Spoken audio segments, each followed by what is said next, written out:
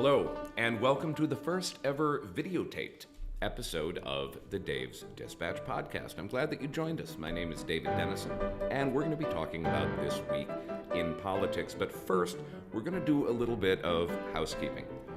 The reason that this is the first time you are seeing my great for radio face in front of you, if indeed you are watching and not just listening, is that I'm trying to branch out and I'm trying to change up how I've been doing the podcast over these last several weeks as I have tried to kind of find my footing. And one of the things that I noticed about the podcast when I was listening back to it was that it sucked. And having me just reading from the newsletter was boring and inauthentic, and it sounded just kind of naff and announcery. So I'm not going to do that anymore. What I'm going to try playing around with, and I'm very new to this, so it's kind of a nerve-wracking experience for me, is just being more authentic and talking about the things that I talked about that I wrote about in the newsletter. So that will be different. And one of the things that I am already learning, just as I am starting out this video and this cast, is there's a reason why the vast majority of podcasts are co-hosted.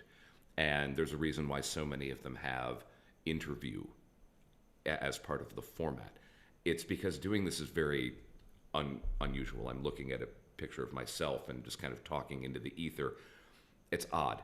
And I am going to do my best to speak coherently and in an engaging way about issues. But I'm going to start just by talking about the month that I've had. I'm going to try not to do too much of this, writing about writing, talking about talking. But I sometimes find content about how to do what I'm trying to do useful to read. In the event that there is anybody in my audience who might also find it beneficial to hear a little bit about how this journey has been for me, I'm going to talk about it. And one thing, I wish I could credit whoever it was that said this, but one thing I read that was sort of useful was that when you're just starting out, you feel like an extreme novice because you are, and like you're grinding social media for followers, and that is soul destroying. I mean, I'm almost 40 years old, and I'm like here trying to figure out how to get people to like me on Instagram. It just doesn't feel like what I should be doing. And the temptation to quit can be pretty overwhelming, but one thing that it is important to remember is that the internet is a big place, the internet is a growing place, and there's always somebody who's on the rung of the ladder beneath you. So I am also a big believer that one of the best ways to learn is to teach. So I'm going to talk a little bit about what's been happening and what some of the challenges have been. So actually writing the newsletter itself has been enormously rewarding. If you are friends with me in real life, if you have followed me on Facebook over the years, you know that I do a lot of political writing anyway. So I kind of knew that that wasn't going to be the big structural obstacle to making this thing work. What I knew was going to be the obstacle, and indeed it is the obstacle, is just growing a following and a readership. Now, this is probably a good time for a self-plug. If you have any interest, please throw me a subscribe on YouTube or think about going over to Substack and becoming a free subscriber to the newsletter. Lots and lots of content that you don't have to pay for, and every little bit does help me. But the social media landscape is saturated with platforms. It's very, very, very hard to know which ones are good to go on. I've sort of landed on trying to do Twitter, but like I'm struggling to crack 70 followers, and it's brutal, and I feel like a sleazebag because I'm going on there and I'm trying to ape people's comment threads and like be the first one in there to land some interesting, insightful thing that's going to make people share me, and I'm going to kind of piggyback off the hard work that somebody else has already done and off of the fame that they've already generated. And it just makes you feel icky. And it's how you play the game, and it's what you have to do. But that part of this experience does stink. And I've been very fortunate that I had a lot of friends on Facebook who appreciated my writing and were very encouraging. A huge number of them became subscribers. Some of them even did me the courtesy of becoming paid subscribers, which was great. And so I've got some kind of foundation for the newsletter to start off with, and I just, I don't feel like I'm kind of screaming into the ether with it, which is a nice thing. But the process is a grind, and it can be very, very daunting, just not knowing who's listening, not knowing how to get anyone to listen to you or read your stuff. It's brutal. So if you're a writer, if you're trying to be a content creator, stay with it. I feel you, because so much of the content that is out there online about this and about people who do this is written by people who have, on some level, already done it and succeeded, and they've already got a huge following on Twitter or Instagram or whatever it is, or on YouTube. And they're telling you, kind of, here's my success story, here's how I did it. Not just for posterity, but in the event that it's helpful, I wanted to talk a little bit about what the view is like from the other side of the fence, from someone who hasn't done it, who does not know what success in this industry feels like. And who hasn't achieved it yet. So that's my little missive. There are a couple points I want to talk about because some things are going to change about the newsletter. And one is that I'm just going to be scaling back slightly the volume of the content. And the reason for that is really that I think I've been trying to do 3 a week, and I think that's too much. I think that that's just hard on the inbox. That is a big commitment. And I know what it's like because I subscribe to a lot of newsletters on Substack. I know what it's like when your email box is just blowing up with these newsletters and you kind of don't know what to do with all of them. So I've been doing 3 a week. I'm going to pull back and try to focus more intently on 2 a week. So that's going to be one change. I'm also obviously changing up how I do the podcast. So I may still do the thing where I read the newsletter as an accessibility feature. If you have been listening to that and if you have found that useful, that it would be a very easy thing for me to do and keep as part of the free content that is hosted on Substack. Do let me know if you end up missing that, because I can always do both this and that. I'm doing a lot of experimenting with trying to figure out what is going to be the best way to get my words out there. So that is going to be a change, and this kind of broadcasting thing and being on YouTube is going to be a change, and that is a really scary experience because I don't understand how YouTube works at all. I know how to watch my little history videos that I like, and I know how to pull up like funny clips of TV shows. I do not know how the social media aspect of YouTube functions. I've never participated in YouTube that way. So yeah, that's going to be real exciting, and I'm sure I'm going to be great at it right off the bat.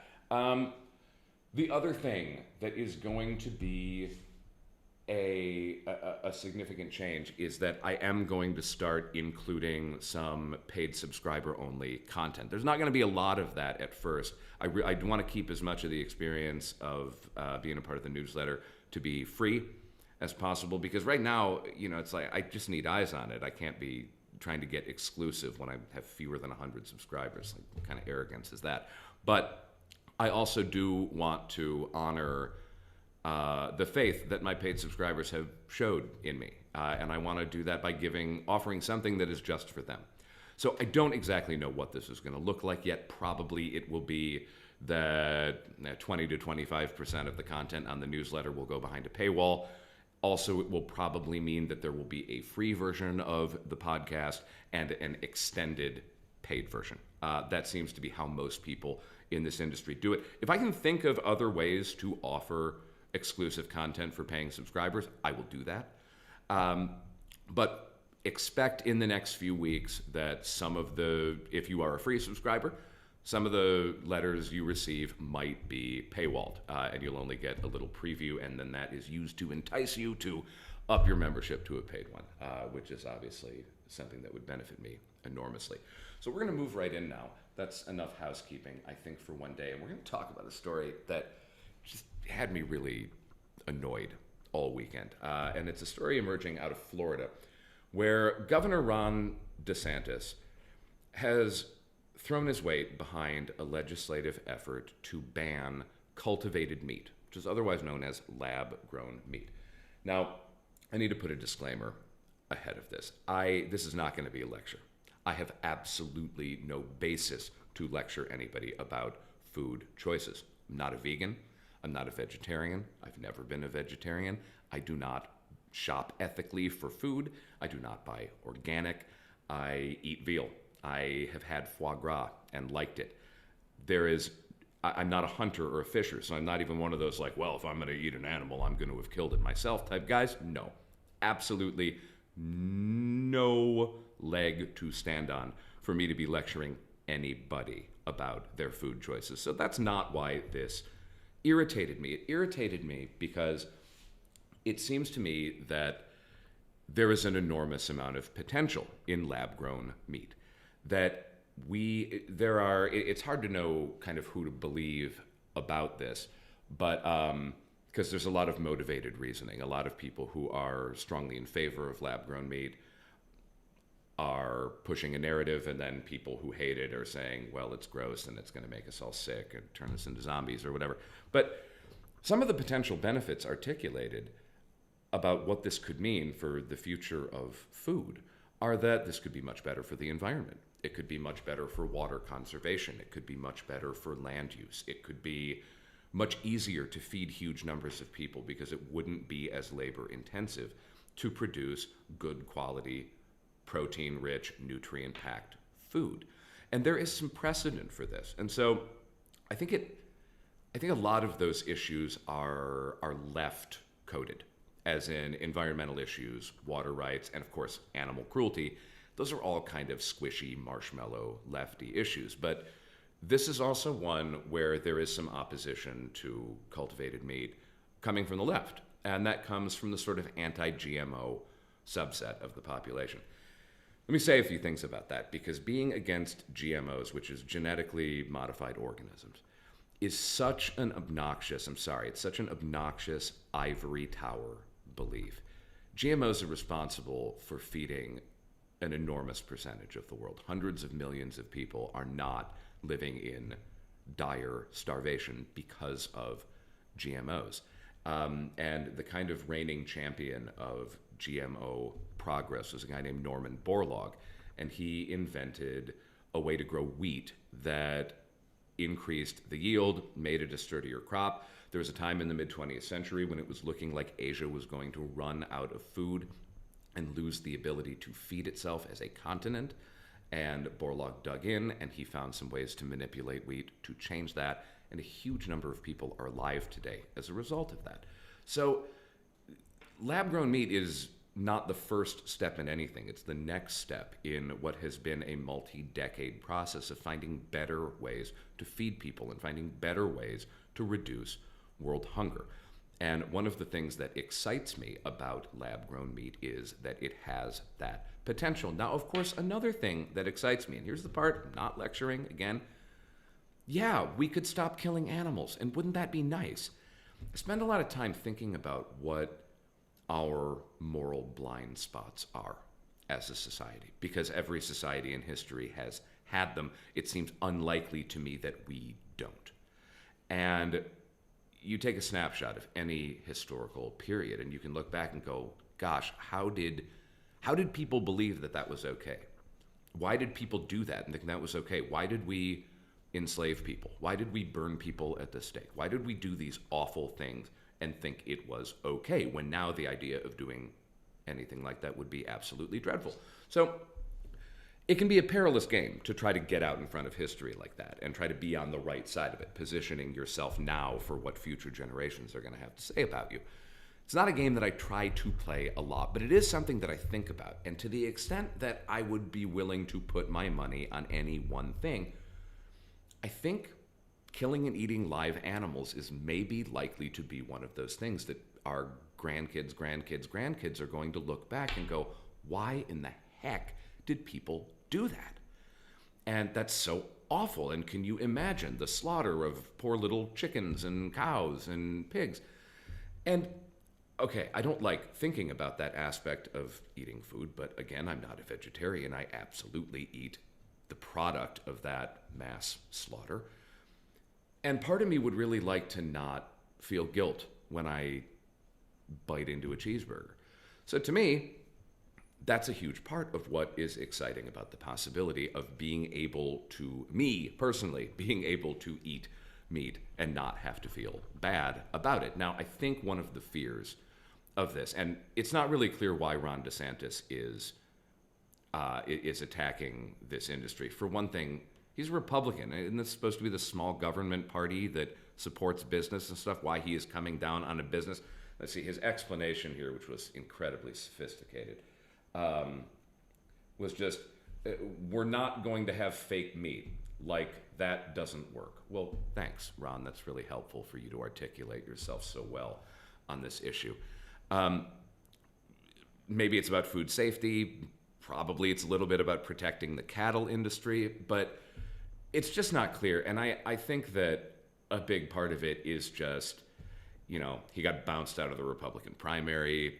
This was supposed to be his year. He was supposed to be like the anti-Trump Trump, like the serious Trump, the actually smart Trump. It was going to be his coronation. And, you see this in politics. People get hyped up. Then they actually get in the thing and nobody likes him. And so he was out after a couple weeks. That's got to hurt.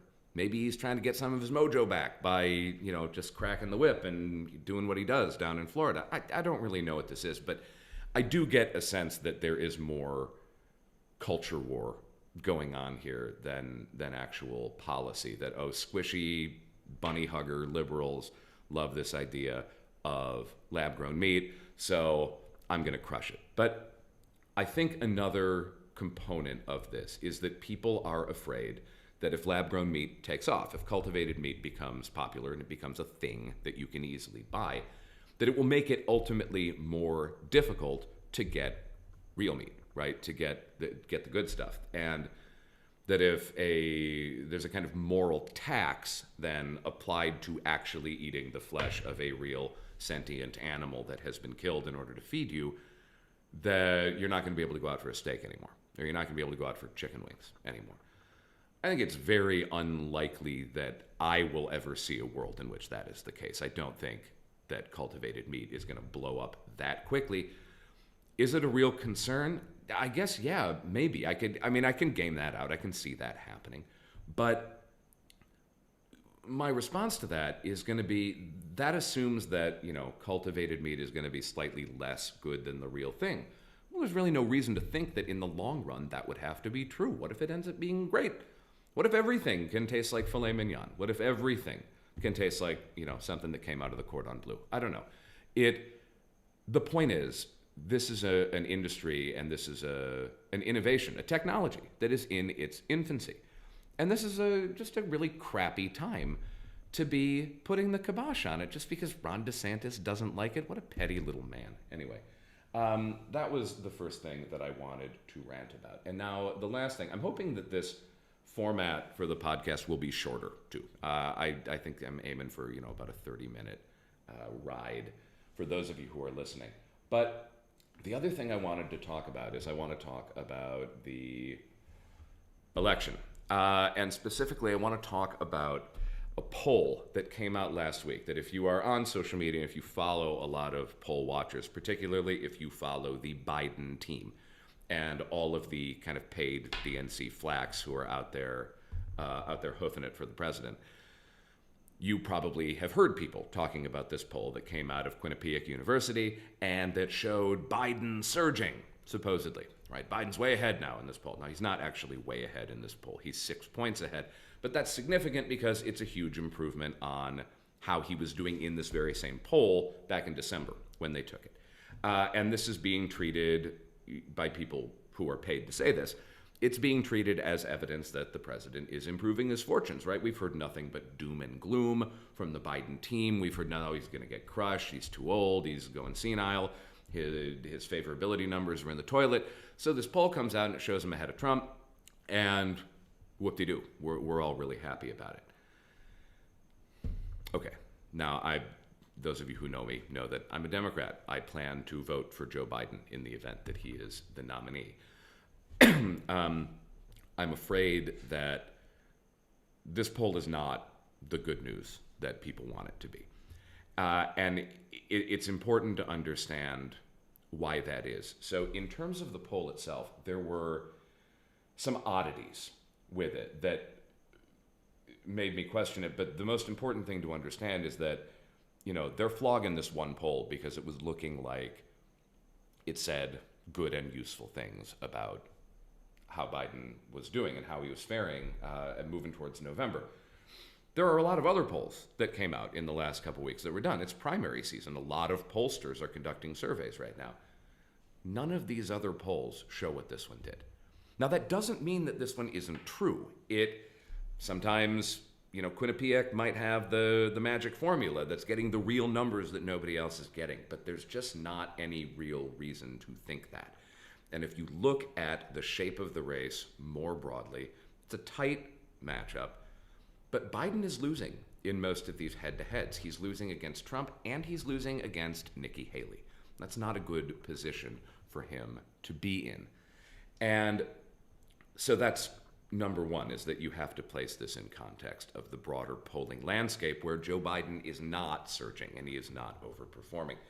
The other thing is there was this very odd thing that I noticed in the poll, which was that Biden was shown defeating Trump by about 6 points, but that number changed when you added the third-party candidates into the race. Now, this same poll showed showed Nikki Haley beating him quite substantially, but then showed the race tightening when you added the third-party candidates in.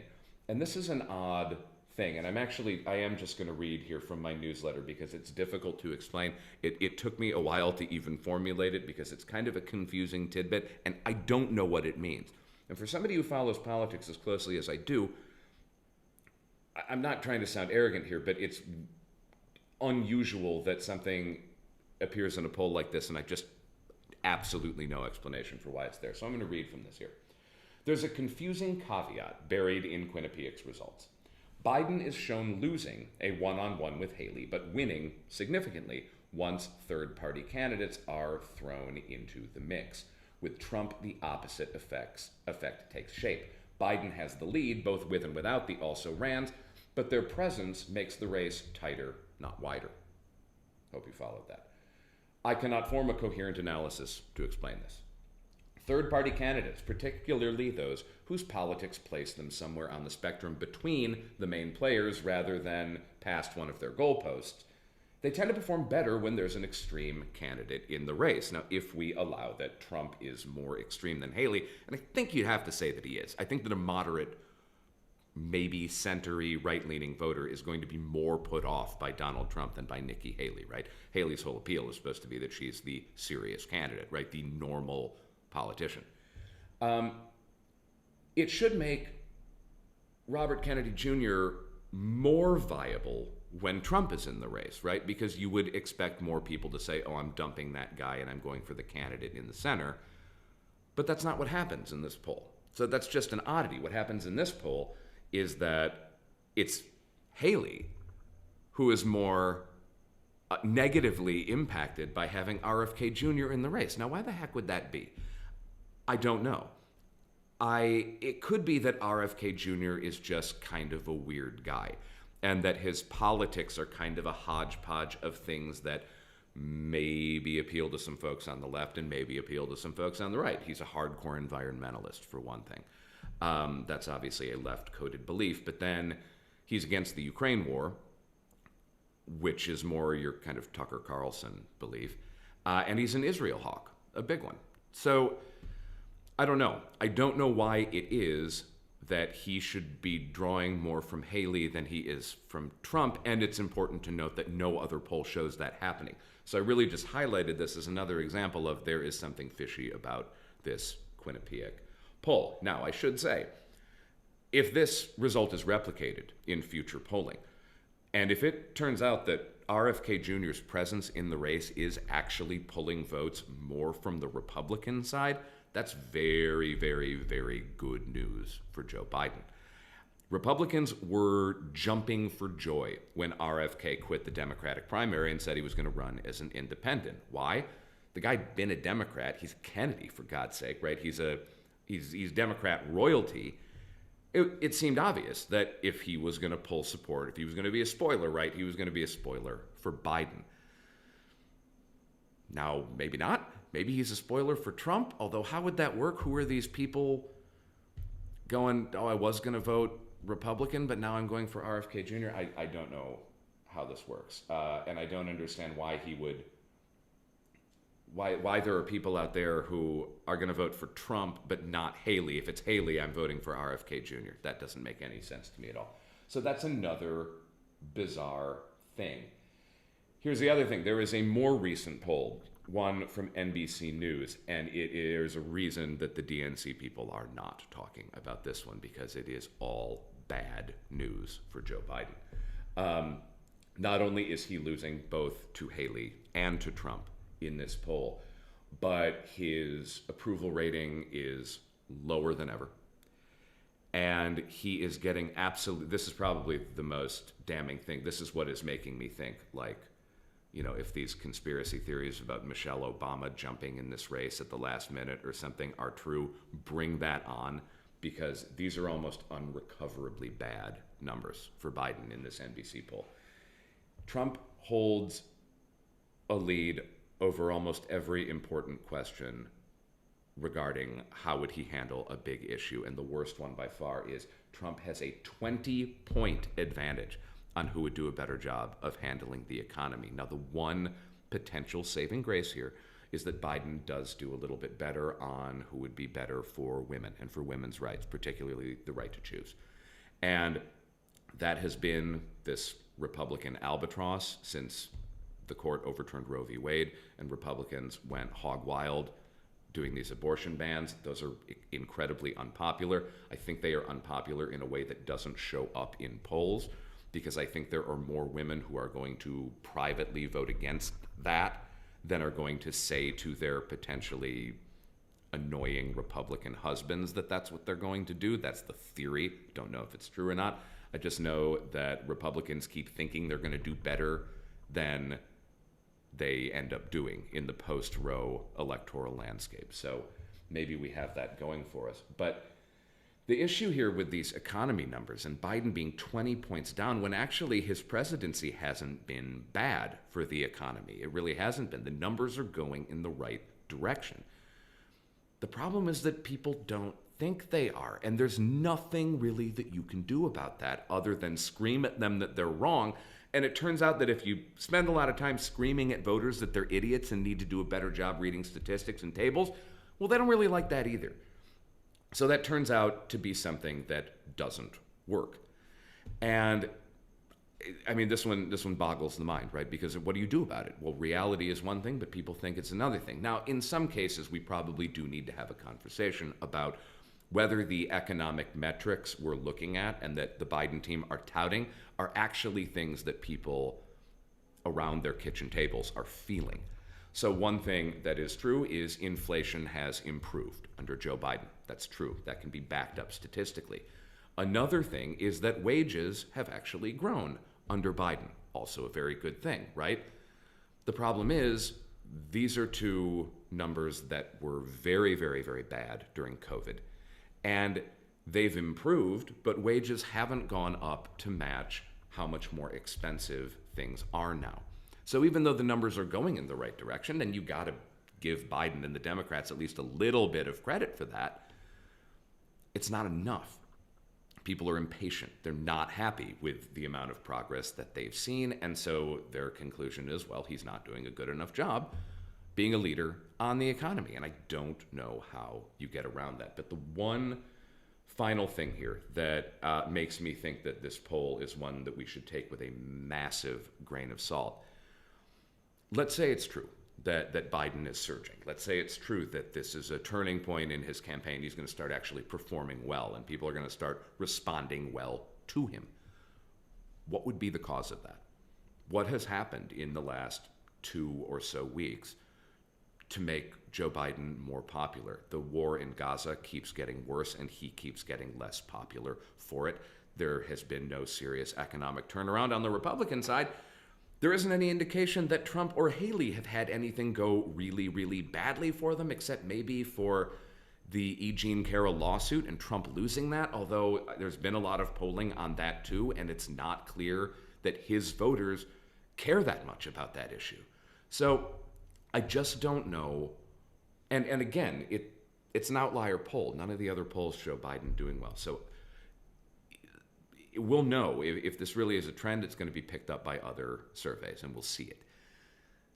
If it's not, we'll see that too, unfortunately, and then we'll know that this one was just a fluke. But the final point I want to make about this is, for the next several months, if you're a left-leaning voter, if you're a voter who cares about the fortunes of the Democratic Party, and if you care about Joe Biden winning in November, as I do, he's not my favorite candidate. He's not who I would have picked. but he's who I'm going to go with because I'd rather he be president than Donald Trump or Nikki Haley. And being real, it ain't going to be Nikki Haley. It's going to be Donald Trump who gets the Republican nod. So, and I'd rather have Biden. That said, we have to be very careful listening to DNC spokespeople for a while. And the reason for that is that they are not incentivized right now to paint a full picture of what this thing looks like. They are. It may not be a serious primary threat that Biden is facing with Dean Phillips and Marianne Williamson, but it is still a primary election. And the last thing Joe Biden's image needs right now is that he's in a tight primary race and that he's in trouble. So the DNC flacks are all going to be out there promoting this poll like it's true. You've got to know, watching at home, that it really probably isn't, and that actually Biden is in very, very deep trouble. Okay? So you've got to know that. That's important to know if you have any inclination to do something like organize or knock on doors or put a yard sign out or start talking to your friends about why you think this should be the guy. Now is the time to start doing that. Do not wait for them to sound the alarm because they're not going to sound the alarm. They can't. They can't risk somebody like Dean Phillips or Marianne Williamson actually surging and actually threatening Biden's renomination. That is the last thing they want. Now, I don't think there's any real threat of that, but one never knows. Biden had a very bad moment just today where he claimed to have recently met with Mitterrand, who was the president of France back in the early 90s. So Biden did not recently meet with this guy, and he just kind of wandered off script and started saying this. And of course, the right is jumping up and down on this issue and saying, more evidence that he is experiencing dementia. And for what it's worth, I have always thought that while Republicans obviously have an ulterior motive for saying that, they may not be wrong. I've seen dementia, and it does kind of look like what I see when I look at Joe Biden. And if indeed that is true, it is very, very troubling, although it is not going to be the first time that we have had somebody suffering from dementia in the White House. Ronald Reagan famously, during his second term, was beginning to slip quite badly and had to have his staff covering for him.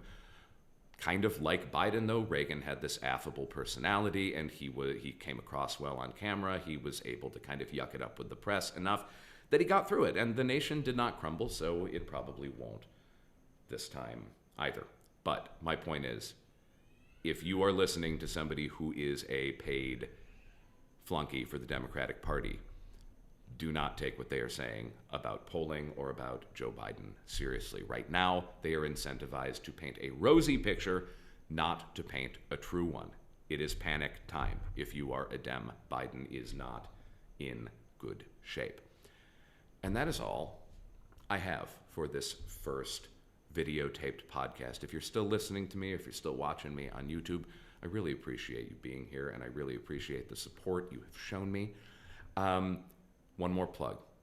Please hit that subscribe button. If you're on YouTube, please subscribe to the podcast. Please think about going over to Substack and subscribing to the newsletter. It's free. Substack makes it very, very easy for you to become a subscriber. It only takes a few seconds. And it would be a great big help to me. So I don't know, I will watch this back and see if I can tolerate having done this, but I think I can, and I think it takes a little bit less time, and it's kind of fun having a more free-form discussion. So I think you can probably expect to see me again in a few weeks. That's all for now. Thank you again for joining me.